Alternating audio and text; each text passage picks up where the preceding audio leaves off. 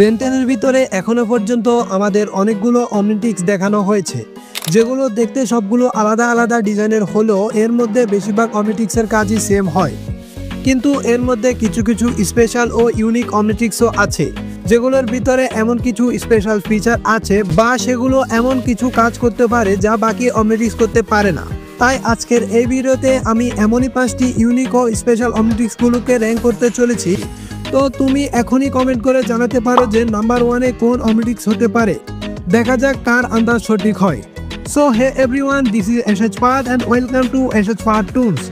Anyways, আমাদের লিস্টে শুরু করা যাক নাম্বার 5-এর সাথে। Number 5, Ultimatrix. সো আলটিমেট ট্রিক্সকে আমরা আলটিমেট অমনিটিক্সও বলতে পারি, কারণ এটি তার ইউজারকে নর্মাল এলিয়েনে তো ট্রান্সফর্ম করতে পারে, কিন্তু সাথে সাথে এটির স্পেশাল কাজ হলো এটি তার ইউজারকে যে কোনো এলিয়েনের আলটিমেট ফর্মও ট্রান্সফর্ম করতে পারে। এটি অনেক নতুন এবং ইউনিক ফিচার ছিল, যেটি ফ্যানরা অনেক বেশি পছন্দ করেছে। আলটিমেট ট্রিক্সে একটি নেভি ব্লু কালারের বড় বাটনও হয়, যেটির মাধ্যমে আলটিমেট ট্রিক্সকে তার ইউজারের হাত থেকে খুব সহজে খুলে নেওয়া যায়। আর এই ফিচার এর আগের কোনো অমনিটিক্সে ছিল না, এবং এই পজিশনে আমি আলটিমেট বেন 10,000-এর আলটিমেট ট্রিক্স, যেটি রিক্যালিব্রেটেড অমনিটিক্সের মতো দেখায়, এবং আলটিমেট ট্রিক্স রিক্রিয়েটেড, এই দুটো রাখতে চাইবো। কারণ এই দুটো আলটিমেট ট্রিক্সে শুধু কিছু এক্সট্রা ফিচার আছে। যেমন বেন 10,000-এর আলটিমেট ট্রিক্সে এই ফিচার ছিল যে যদি তার ইউজার চায় তাহলে ট্রান্সফর্ম হওয়া ছাড়া যে কোনো এলিয়েনের পাওয়ার ইউজ করতে পারবে। অন্যদিকে আলটিমেট ট্রিক্স রিক্রিয়েটেডের কথা বললে ওইটা একরকম আলটিমেট ট্রিক্স কম আলবিডোর স্টেবিলাইজার বেশি, যেটা সবাই ব্যবহার করতে পারে না। যেমন কি তুমি দেখতে পাচ্ছ, আলটিমেট ট্রিক্সের মেন কাজ ছিল আলটিমেট এলিয়েনে ট্রান্সফর্ম করানো, যা সেটি ছাড়া আরও কয়েকটি ডিভাইসে অ্যাভেলেবেল আছে, যার কারণে এই ইউনিক ফিচার অত ইউনিক রইল না। তাই এটি আমাদের লিস্টে সবচেয়ে নিচে রয়েছে।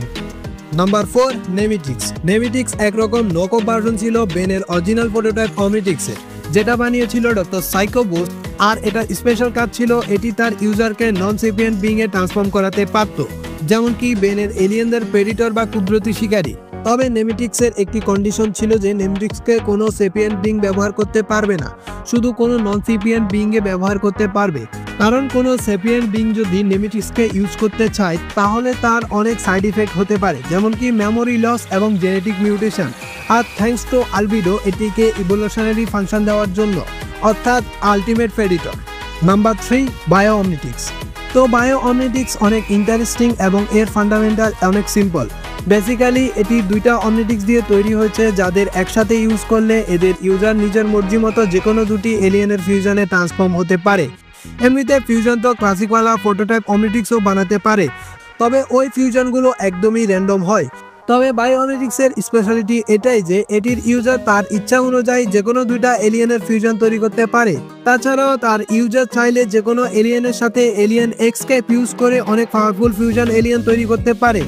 আর এর জন্য বায়ো অমনিটিক্সকে বেন 10-এর one of the most powerful অমনিটিক্সও বলা হয়। Number 2, Antitrix. অ্যান্টিট্রিক্সও অমনিটিক্সের মতো একটি ডিএনএ অল্টারিং ডিভাইস, যেটি ক্রস কন্টিনেন্টাল ডিএনএ ইউজ করে।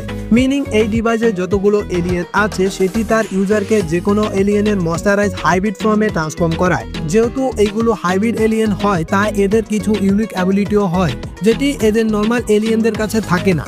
এমনিতে এখানে একটি এক্সেপশন আছে, যেটি হলো বাসমাউথ, কারণ এটি কোনো হাইব্রিড এলিয়েন না। অ্যান্টিট্রিক্সের ভিতরে যদি অমনিটিক্স কি লাগানো হয় তাহলে তাদের নতুন ও পাওয়ারফুল এলিয়েনদের আনলক করা যেতে পারে, যেমন কি এলিয়েন বি। তাছাড়াও অ্যান্টিট্রিক্স তার ইউজারকে সব এলিয়েনের মিক্সচার বা ফিউশনও ট্রান্সফর্ম করাতে পারে। তো ফাইনালি নাম্বার 1-এ যে অমনিটিক্স রেখেছি সেটি আমার মতে সবচেয়ে বেশি স্পেশাল এবং ইউনিক, যেটি হলো ইউনিট্রিক্স। ইউনিট্রিক্স অমনিটিক্সের সর্বপ্রথম প্রোটোটাইপ ছিল, আর এটি অন্যান্য অমনিটিক্স থেকে স্পেশাল কারণ অন্যান্য অমনিটিক্স তার ইউজারের ডিএনএকে চেঞ্জ করে অন্য এলিয়েনে ট্রান্সফর্ম করায়, কিন্তু ইউনিট্রিক্সের কাজ এরকম না। ইউনিট্রিক্সের কোনো ডিরেক্ট ইউজার হতে পারে না। ইউনিট্রিক্স একটা সময় শুধু একটা ডিএনএ স্টোর করতে পারে। এটির যে ট্রু ফর্ম আছে সেটি দেখতে অমনিট্রিক্সের কোরের মতো হলো, কিন্তু এর ওভারঅল যে শেপ আছে তা কোনো ওয়াচের মতো না, উল্টো কোনো ক্যানের মতো দেখায়। তাছাড়াও এর কাছে একটি আর্টিফিশিয়াল হিউম্যান ফর্মও আছে, যার নাম হলো ইউনিস।